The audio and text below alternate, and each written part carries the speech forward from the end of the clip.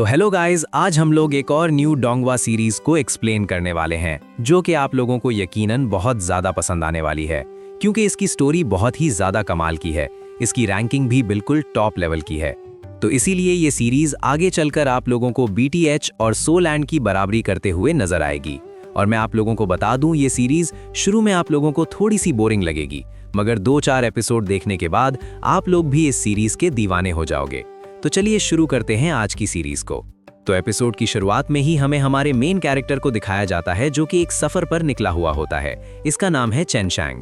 वो रात को एक जगह रुककर आराम करने के लिए बैठ जाता है और आग जलाकर खाना खा रहा होता है। जब वहां पर एक परिंदा आता है तो हमारा मेन कैरेक्टर उसे देखकर अपना खाना उसे दे देता है और खुद वहां से चला जाता है।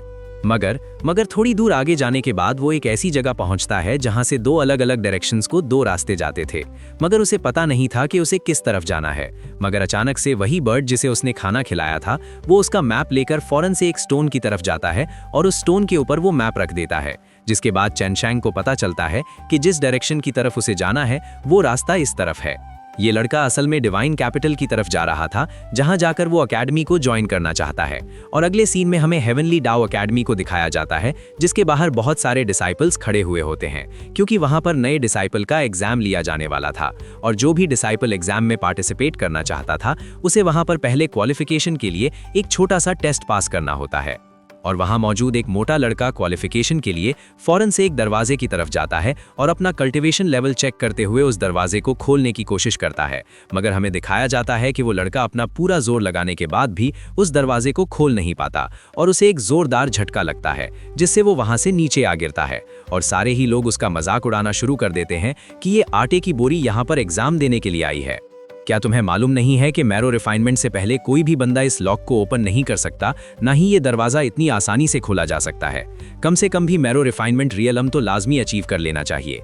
मगर वहां पर हमारा मेन कैरेक्टर पहुंच चुका था और वो उस मोटे को उसका फैन वापस करता है, जिस पर वो मोटा हैरान होता है कि सब लोग मुझ पर हंस रहे हैं मगर ये मुझे मेरा फैन वापस कर रहा है। मगर जैसे ही चेनशैंग वो इस एग्जाम के लिए उस डोर को ओपन करने के लिए जाता है तो वहां पे मौजूद एक लड़का उसे रोकता है और कहता है कि जरा 1 मिनट रुको। वो उसकी पल्स चेक करता है, जिसके जरिए वो उसका कल्टीवेशन लेवल मालूम कर लेता है और कहता है कि जरा सब लोग सुनो तो सही, ये लड़का ना सिर्फ मैरो रिफाइनमेंट से भी गया गुजरा है बल्कि इसका कल्टीवेशन लेवल तो नील बटा सन्नाटा है, यानी कि इसे कल्टीवेशन की दुनिया में इसे लोगों को सड़ा हुआ अंडा कहा जाता है। मगर चेनशैंग कहता है कि मैंने अभी अपनी कल्टीवेशन स्टार्ट नहीं की है और मैं अपनी कल्टीवेशन स्टार्ट करने के लिए ही तो यहाँ पर आया हूँ। मगर बाहर खड़ा हुआ वो लड़का कहता है कि लगता है ये बंदा अपना दिमाग घर भूल आया है, ये बगैर किसी कल्टीवेशन लेवल के टॉप रैंकिंग की हेवनली डाओ अकेडमी को ज्वाइन करना चाहता है। लगता है पता नहीं सुबह सुबह किस मनहूस का मुंह देख लिया जिसकी वजह से एक के बाद एक बेकार शख्स यहाँ पर मिल रहा है। ये अकेडमी वो अकेडमी है जहाँ पर सिर्फ और सिर्फ टॉप रैंकिंग के जीनियस आते हैं। मगर चेनशैंग उसे इग्नोर करते हुए आगे चला जाता है, जिस पर वो लड़का हंसते हुए कहता है कि जाओ तुम भी अपनी किस्मत आजमा कर देख लो। वो लोग आपस में बेट लगाते हैं और कहते हैं कि चलो मुझे बताओ कि उस एनर्जी पुश की वजह से ये कितना दूर जा गिरेगा। मगर चेनशैंग उस डोर की तरफ देखता है, वहां पर एक फॉर्मेशन बनी हुई होती है। जैसे ही वो उस पर अपना हाथ रखता है तो कुछ भी नहीं होता, जिस पर बाहर खड़े हुए लोग कहते हैं कि अरे मुन्ने, जरा उसे पुश तो करो, ऐसे वो काम नहीं करेगी। ये सुनने के बाद जैसे ही चेनशैंग उसे पुश करता है तो वो फॉर्मेशन एक्टिवेट हो जाती है और चेनशैंग को कुछ फील होता है, जिसके बाद वो अपनी आंखें बंद करके उस फॉर्मेशन को अच्छी तरह से रियलाइज करता है। उसे पता चलता है कि ये फॉर्मेशन स्पिरिचुअल एनर्जी को अब्सॉर्ब करती है। इसके ऊपर ये जो प्लेट्स लगी हुई हैं ये हमारी बॉडी के अंदर से स्पिरिचुअल एसेंस को खींच लेती हैं और उसे टेस्ट करती हैं, और हमारा ट्रू एसेंस वो इस लॉक के बिल्कुल अंदर कोर में जाकर सिक्योर हो जाता है। अगर हमारी स्पिरिचुअल एनर्जी इस लॉक को खुलने के लिए काफ़ी ना हो तो फिर इस फॉर्मेशन के जरिए इस गेट को ओपन करना होगा, मगर उसके लिए पहले इस फॉर्मेशन को एक्टिव करना पड़ेगा। ये कहने के बाद वो पूरे के पूरे मैकेनिज्म को ही खोलकर चेक कर लेता है, जिसके बाद हमें दिखाया जाता है कि उसके माइंड स्पेस में बहुत ज़्यादा नॉलेज होती है क्योंकि उसका माइंड एक पूरी की पूरी लाइब्रेरी होती है। और यूं समझ लो कि ये बंदा भी चलता फिरता एनसाइक्लोपीडिया है। वो अपने माइंड में मौजूद कुछ स्क्रिप्चर्स को रीड करना शुरू कर देता है क्योंकि ये सारी की सारी स्क्रिप्चर्स और सारी बुक्स उसने पहले से ही रीड कर रखी हैं और ये सारी की सारी उसके माइंड के अंदर सिक्योर हो चुकी हैं, तो उसे हर चीज का पता है कि कौन सी बुक में किस तरह की नॉलेज मौजूद है। वो उन स्क्रिप्चर्स के जरिए फौरन से उस फॉर्मेशन को अनलॉक करने के लिए बहुत सारे लेटर्स चूज करना शुरू करता है और देखते ही देखते जब वो उस फॉर्मेशन को कंप्लीटली अनलॉक कर लेता है तो फिर वो दरवाजा अपने आप ही खुल जाता है। ये देखकर सब लोगों के तोते उड़ जाते हैं और और वो लोग कहते हैं कि इसने बगैर किसी कल्टीवेशन लेवल के ये दरवाजा कैसे खोल दिया। वहां उस गेट के ऊपर एक और लड़का बैठा हुआ होता है जो ये सब कुछ देख रहा था। वो कहता है कि ये लड़का थोड़ा सा इंटरेस्टिंग लग रहा है। मगर उस गेट के अंदर से एक मास्टर चेनशैंग पर हमला करने के लिए आता है तो ऊपर मौजूद वो लड़का फौरन से चेनशैंग को उस अटैक से बचा लेता है, जिस पर वो मास्टर कहता है कि ये तुम क्या कर रहे हो, इस लड़के ने हमारे रूल्स को तोड़ा है। मगर वो यंग लड़का कहता है कि इसका कल्टीवेशन लेवल तो है ही नहीं, तुम एक आम लड़के से लड़ने के लिए अपनी कल्टीवेशन यूज कर रहे हो, कितनी शर्म की बात है। इतने में वहां पर उस एकेडमी का डीन भी आ जाता है और वो डीन आते ही एल्डर साओ से कहता है कि तुम्हें इतना गुस्सा करने की क्या जरूरत है और तुम लोग किस मैटर पे इतनी बहस कर रहे हो।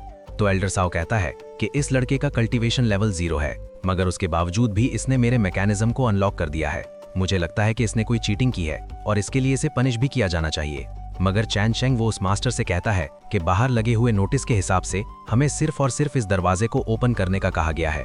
इसमें कहीं भी नहीं लिखा था कि इसे ओपन करने के लिए कौन सा मेथड यूज करना है। ये बात एल्डर साओ को बहुत बुरी लगती है। वो कहता है कि नोटिस, कौन सा नोटिस, वो तो बस लोगों को बेवकूफ बनाने के लिए लिखा है। और वैसे भी इस दरवाजे पे लगी हुई वो ब्लैक प्लेट वो बगैर कल्टीवेशन रियल्म के तो अनलॉक हो ही नहीं सकती, तो फिर आखिर तुमने इसे कैसे अनलॉक कर दिया।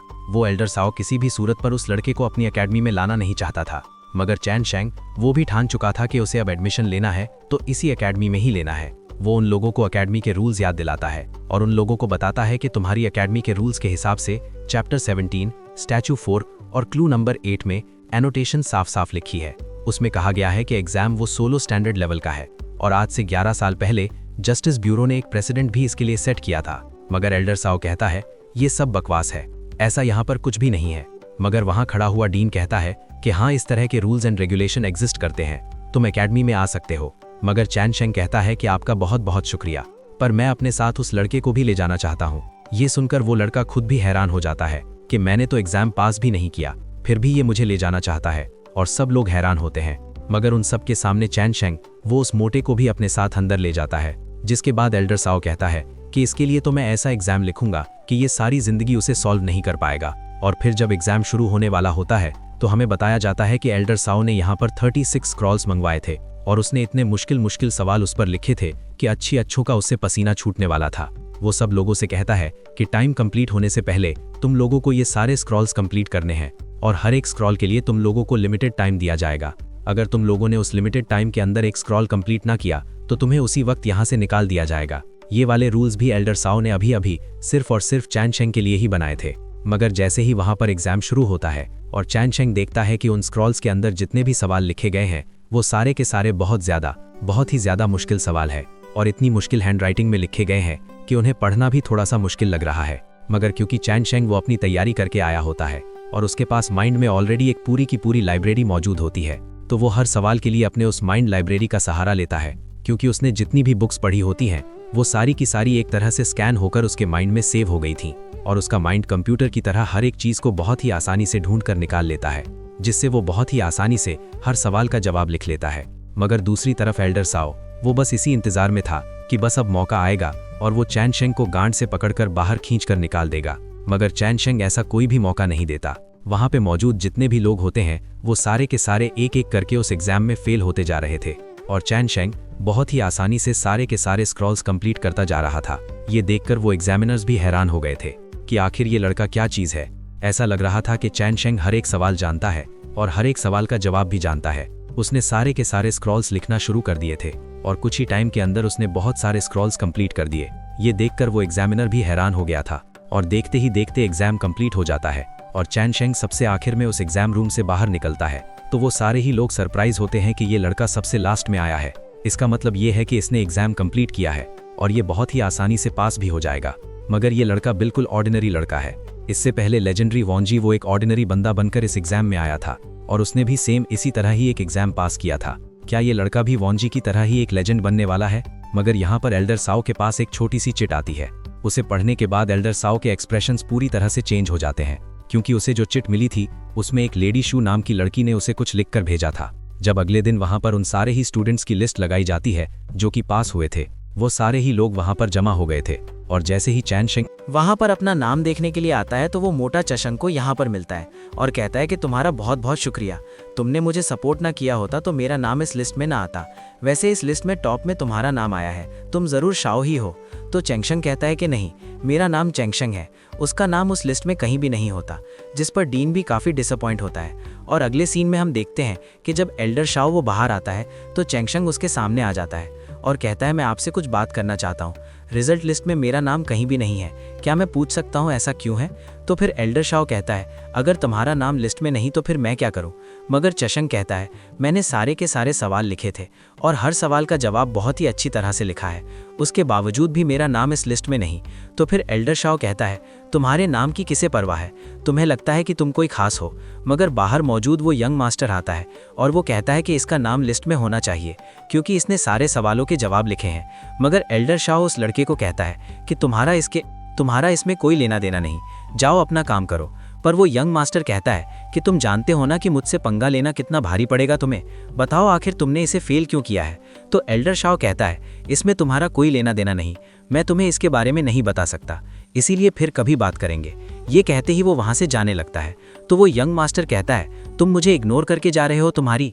तो ये कहते ही वो एक पत्थर उठाकर एल्डर शाओ की पीठ पर दे मारता है, जिस पर एल्डर शाओ को गुस्सा आता है और वो कहता है टैंग तुम ऐसा कैसे कर सकते हो, तुम एल्डर्स की डिसरिस्पेक्ट कर रहे हो। मगर चशंग कहता है कि ब्रदर टैंग ऐसी कोई बात नहीं, अगर हेवनली डाओ अकेडमी मुझे अपनी अकेडमी में नहीं आने दे रही तो फिर मैं किसी और अकेडमी में ट्राई कर लूँगा। जिस पर टैंग कहता है तुम्हें बिला वजह फेल किया गया है, तुम इसे कैसे एक्सेप्ट कर सकते हो, क्या तुम्हें गुस्सा नहीं आ रहा? तो फिर चशंग कहता है कि मैं गुस्सा नहीं करता, वैसे भी गुस्सा करने का कोई फ़ायदा नहीं, इससे बस अपना ही नुकसान होता है और मुझे ये अकेडमी पसंद नहीं आई है, इसीलिए मैं किसी और अकेडमी में जाकर एडमिशन ले लूँगा। ये सुनकर टैंग 30 कहता है कि तुम वाकई लाजवाब हो। ये कहने के बाद अगले सीन में हमें दिखाया जाता है कि वो दोनों ही एक रेस्टोरेंट में बैठकर खाना खा रहे होते हैं और वहाँ पर टैंग 30 वॉर अपने बारे में बताता है कि मैं भी इसी हेवनली डाओ अकेडमी का ही डिसाइपल हूँ, मगर उसके बावजूद मुझे ये अकेडमी बिल्कुल पसंद नहीं। जिसके बाद चशंग उससे उसका नाम पूछता है तो टैंग कहता है कि मुझे टैंग 36 कहते हैं। तो फिर चशंग भी उसे अपने बारे में बताता है और फिर वो टैंग 36 से कहता है कि तुम्हारे नाम के साथ 36 क्यों है, क्या तुम अपने फादर के 36 चाइल्ड हो? तो टैंग 36 कहता है कि ऐसा नहीं है, ये असल में रैंकिंग है, मैं अजूरा क्लाउड रैंकिंग में 36 पोजीशन पर आता हूँ, मुझे इतनी दूर की पोजीशन मिली है जिसकी वजह से मैंने अपने नाम के साथ 36 जोड़ दिया है ताकि जब भी कोई शख्स मुझे 36 के साथ बुलाए तो मुझे शर्मिंदगी फील हो और उसके लिए फिर से मैं मेहनत करके आगे बढ़ूँ। तो चशंग कहता है अजूरा क्लाउड रैंकिंग ये क्या होती है? तो फिर टैंग 36 कहता है कि ये हमारी यंगर जनरेशन की रैंकिंग्स हैं, हमारे ग्रेट जाओ में जितने भी यंगर जनरेशन हैं उन सब की रैंकिंग्स इसमें लिखी जाती हैं और हम लोगों को फर्स्ट पोजीशन के लिए हर बार चांस मिलता है और हम लोग फर्स्ट पोजीशन के लिए हमेशा एक दूसरे के साथ कम्पीट करते हैं। और फिर वहाँ पर जब खाना लाया जाता है तो फिर चेंगशंग हैरान होता है कि ये तो बहुत ही महंगा खाना है। वो देखता है कि वहाँ पे एक से बढ़कर एक चीज़ लाई जा रही होती है, जिस पर चशंग काफ़ी हैरान होता है कि ये चीज़ें बहुत महंगी हैं और इस मौसम में तो ये चीज़ें अवेलेबल भी नहीं होती, पर ये इस मौसम में पीने के लिए बहुत ही अच्छी चीज़ें हैं, इन्हें खाने से बॉडी में हीट जनरेट होती है। और यहाँ पर टैंग 36 कहता है कि ब्रदर मैंने ये सब कुछ तुम्हारे लिए ही ऑर्डर करवाया है। तो चशंग कहता है ये बंदा तो काफ़ी मेहमान नवाज है, बेहतर है कि मुझे कोई और डिमांड नहीं करनी चाहिए। वो एक छोटा सा बाउल उठाकर उससे कुछ खा रहा होता है, मगर टैंग 36 उसकी प्लेट में कुछ और खाना डाल देता है और कहता है कि ये सब तुम्हारे लिए है और वैसे बताओ तो सही कि तुम आखिर कहाँ से आए हो, तुम यहाँ के नहीं लग रहे। तो चशंग उसे बताता है कि मैं यहाँ पहली बार आया हूँ, मैं इससे पहले अपने मास्टर के साथ मेडिसिन को प्रैक्टिस किया करता था, मैं शिनिंग से आया हूँ। ये सुनकर वो लड़का भी हैरान हो जाता है कि शिनिंग वो तो यहाँ से बहुत ही ज्यादा दूर है और ग्रेट जाओ के बिल्कुल लास्ट में मौजूद है। वो चशंग से कहता है तुम्हारे पेरेंट्स के बारे में बताओ। तो चशंग कहता है कि मेरे पेरेंट्स नहीं है, मैं बिल्कुल अनाथ हूँ, मुझे मेरे मास्टर और मेरे बड़े भाई ने पालकर बड़ा किया है। इतने में हमें उसका बैकग्राउंड थोड़ा सा बताया जाता है और हम लोग देखते हैं कि एक लड़का एक रिवर के पास से गुजर रहा होता है और वहां पर उस रिवर में एक बास्केट के साथ एक छोटा सा बेबी बहते हुए उस रिवर से आगे जा रहा होता है।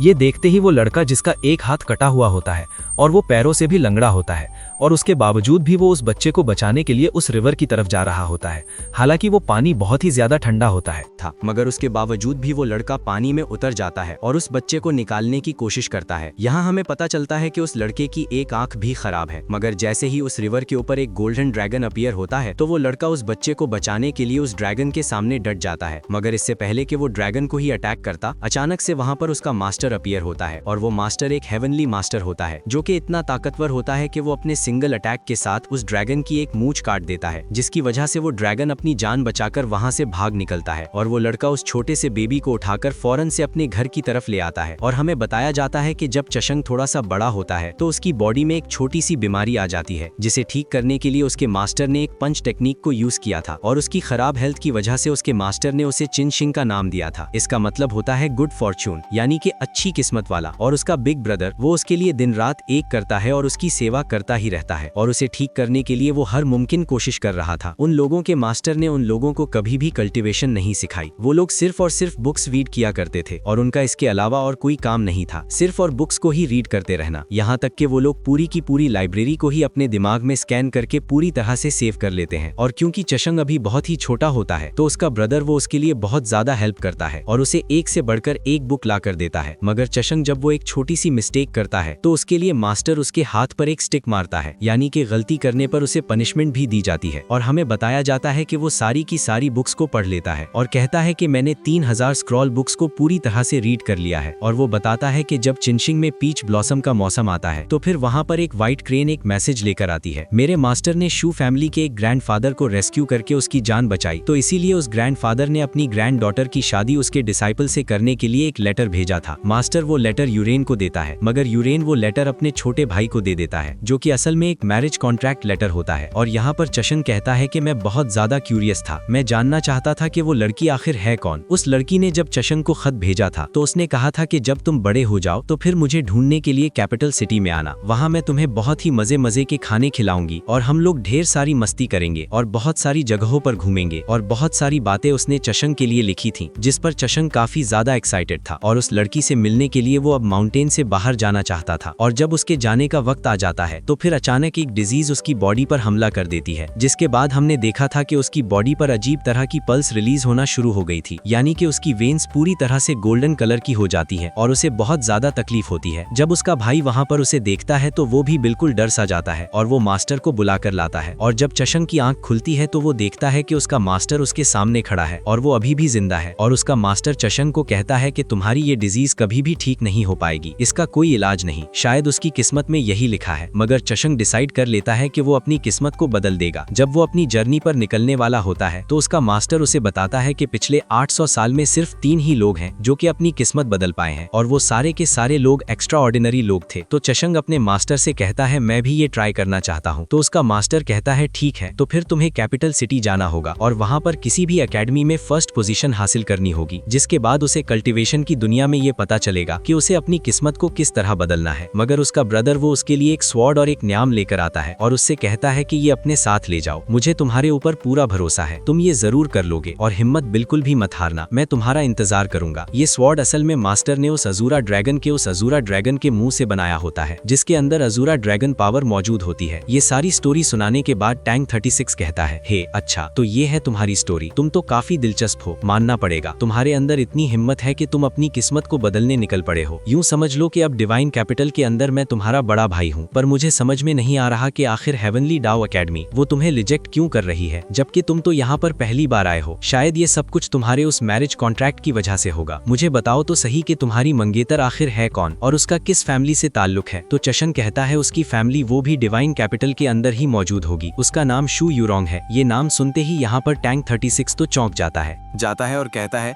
शू यूरोंग। तो चेंचंग कहता है क्या तुमने ये नाम सुना है, क्या तुम उस लड़की से मिल चुके हो। तो टैंक 36 कहता है तुम जिस लड़के की बात कर रहे हो उसने 10 साल में ही अपनी फीनिक्स ब्लड लाइन को अवेकन कर लिया था और उसे इस कॉन्टिनेंट की नंबर 1 डिसाइपल माना जाता है और वो अजूरा क्लाउड रैंकिंग में टॉप पर आती है। और यही नहीं बल्कि वो फ्यूचर की होली मडान बनने वाली है।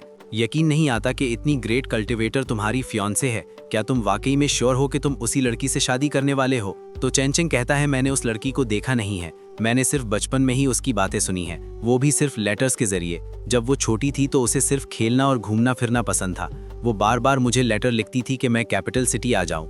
मुझे खुद भी यकीन नहीं आ रहा कि वो लड़की इतनी अचीवमेंट्स हासिल कर चुकी है। ये बात सुनते ही टैंक 36 कहता है, अब समझ में आ रहा है कि हेवनली डाओ एकेडमी तुम्हें रिजेक्ट क्यों कर रही है। शायद इस एकेडमी के डिवाइन जनरल को तुम्हारे बारे में पता चल गया होगा कि तुम अब यहाँ पे आने वाले हो। ये सुनकर चेंचंग कहता है कि डिवाइन जनरल, तो फिर टैंक 36 के उसे बताता है कि डिवाइन जनरल जो कि कैपिटल सिटी के मेजर फैमिली का एक खास जनरल है और तुम्हारा होने वाला ससुर भी है।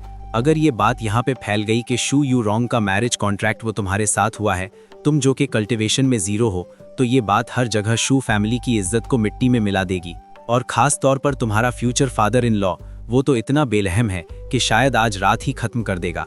मैंने उसके बारे में बहुत सुना है। वो एक पत्थर दिल इंसान है और अपने रूल्स को लेकर वो इतना ज्यादा स्ट्रिक्ट है कि वो किसी और की बात मानता ही नहीं। इतना सुनने के बाद यहाँ पे चेंचंग फौरन से शहर से बाहर जा रहा होता है और वो कहता है कि मुझे मिस शू यूरोंग के साथ अपना मैरिज कॉन्ट्रैक्ट कैंसिल कर देना चाहिए था। मुझे उससे शादी करने में कोई इंटरेस्ट नहीं। मेरी वजह से उसे बहुत ज्यादा प्रॉब्लम्स का सामना करना पड़ सकता है। मेरे ख्याल से ये मैरिज कॉन्ट्रैक्ट मैं उन्हें वापस ले जाकर दे देता हूँ। इतना कहने के बाद अचानक उसे एक आवाज सुनाई देती है। पीछे उसका फादर इन लॉ आने वाला होता है जो कि एक हेवनली जनरल होता है।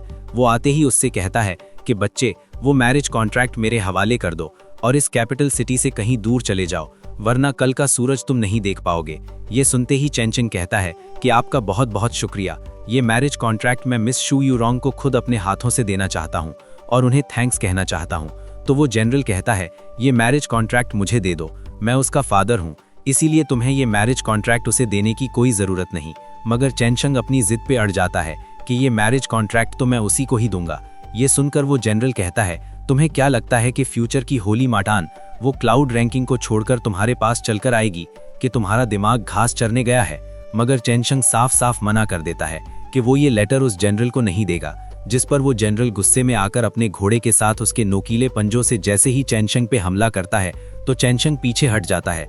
मगर वो घोड़ा दोबारा से उसकी तरफ आता है और उसे एक जोरदार पंजा मारकर वहां से पीछे धकेलता है, जिसकी वजह से चेंचंग के मुंह से खून निकल आता है और वो अपने आप को बचाने के लिए उस घोड़े की तरफ कुछ नीडल्स थ्रो करता है जो कि उसको बिल्कुल सही निशाने पे लगती है और वो घोड़ा बिल्कुल पागल सा हो जाता है और यहाँ वहाँ उछलना शुरू कर देता है, जिससे वो जनरल फौरन नीचे आ जाता है और आते ही चेंचंग से कहता है, इस तरह की बेकार सी ट्रिक्स यूज करते हुए तुम्हें शर्म आनी चाहिए। तुम एक कल्टिवेटर नहीं हो, एक मामूली इंसान होकर तुम मुझसे पंगा लेना चाहते हो। तुम जानते हो ना तुम्हारे साथ क्या हो सकता है। ये कहते ही वो अपनी सोड निकालकर चेंचंग के ऊपर ग्रेविटी प्रेशर डालता है तो चेंचंग उस हल्के से ग्रेविटी प्रेशर के सामने भी बिल्कुल दब जाता है और कुछ भी नहीं कर पाता। जिसके बाद वो उस जनरल से कहता है कि बस मेरी ये आखिरी ख्वाहिश है, मैं ये लेटर खुद से मिस शू यूरोंग को देना चाहता हूँ।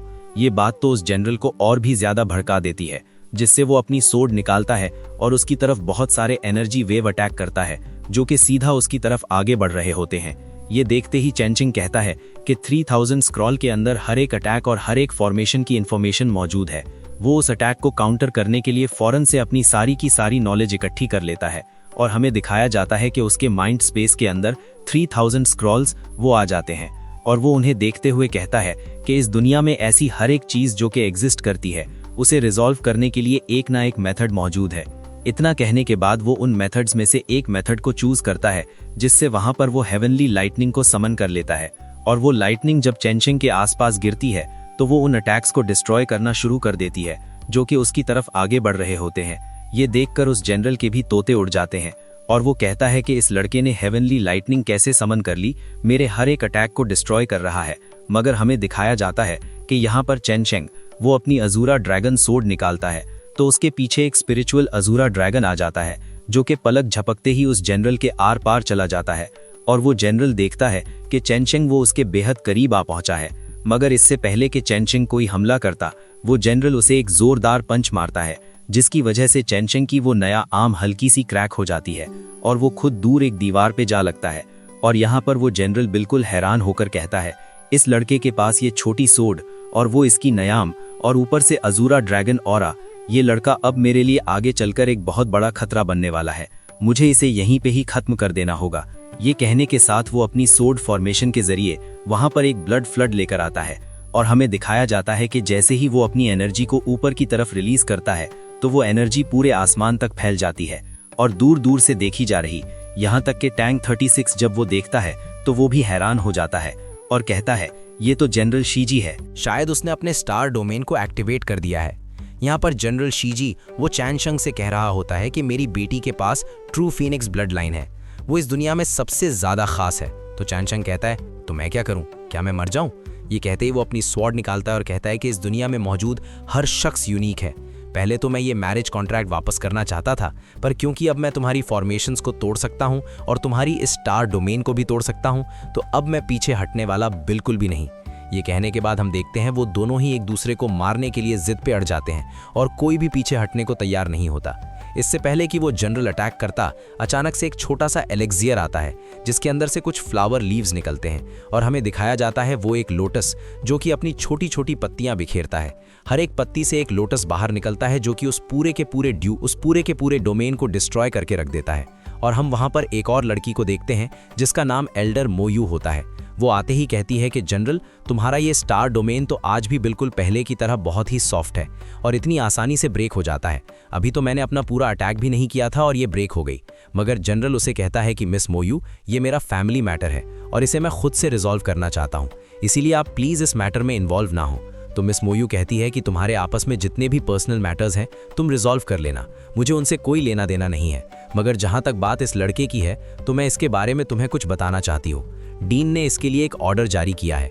ये कहने के साथ वो जैसे ही स्क्रॉल खोलती है तो सारे ही लोग उस ऑर्डर के आगे झुक जाते हैं और सब लोग सुनने की कोशिश करते हैं कि आखिर डीन ने क्या ऑर्डर दिया है। वो लड़की उन लोगों को पढ़ के बताती है कि डिवाइन मास्टर ने शेनिंग स्टूडेंट चैनशंग को अपने पैलेस पे बुलाया है।